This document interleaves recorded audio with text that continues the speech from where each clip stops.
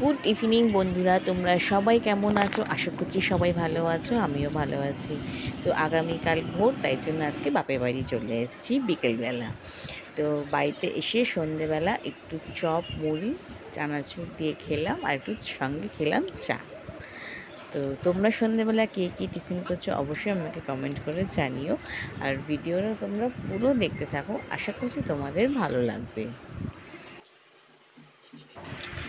চা মুড়ি খেতে খেতে মায়ের সাথে একটু গল্প করছিলাম, আর জিজ্ঞাসাও করছিলাম কালকে কখন ভোট দিতে যাব। সেই হিসাবে একটু কথা টথাও বলছিলাম সবার সাথে। আর বাবা টিভি দেখছিল। তো চলো এবার টিফিন টিফিন করে নিয়ে কিছুক্ষণ বসেছিলাম আমরা। তারপর মা রাত্রেবেলা খাবার দিয়ে দিল, রুটি দিয়েছিল, আলু পটল কুমড়ো ছোলার একটা তরকারি করেছিল, আর আম দিয়েছিল, আর একটা মিষ্টি দিয়েছিল। তো এই সময় আমগুলো তো ভীষণ মিষ্টি হচ্ছে, তো তার সাথে মা একটা মিষ্টিও দিল, ওগুলো খেয়ে নে। ওই জন্য খেয়ে দিয়েই শুয়ে পড়বো, বেশিক্ষণ টিভি দেখবো না। তো চলো দেখা হচ্ছে পরের দিন সকালবেলা উঠে আমরা স্নান টান করি, বাবা আমি চলে গেছিলাম মা চণ্ডীর মন্দিরে, মঙ্গলচণ্ডীর মন্দিরে। এটা না সোনারপুর আর সুভাষগ্রামের মাঝখানের মন্দির। অনেক ছোটোবেলায় গিয়েছিলাম, তখন মন্দিরটা অন্য রকম ছিল, একটা ইটেরই ছিল, কিন্তু সেটা একদম অন্য ধরনের।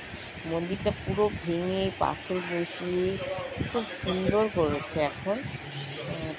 চিনতেই পারছিলাম না।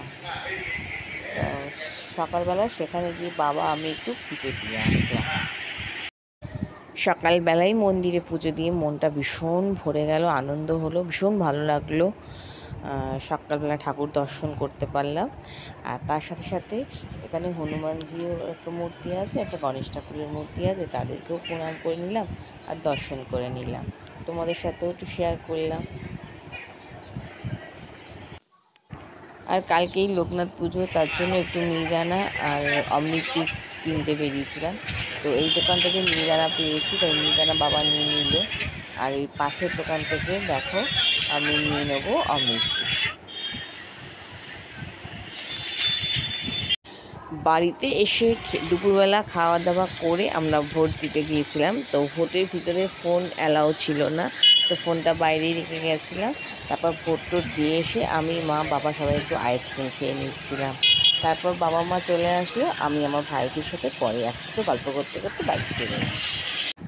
তো দেখো আমি মা বাবা তিনজনে একসাথে ভোট দিয়েছি, তার ছবি তোমাদেরকে দেখিয়ে দিলাম। তো ভিডিওটা ভালো লাগলে লাইক করে দিও।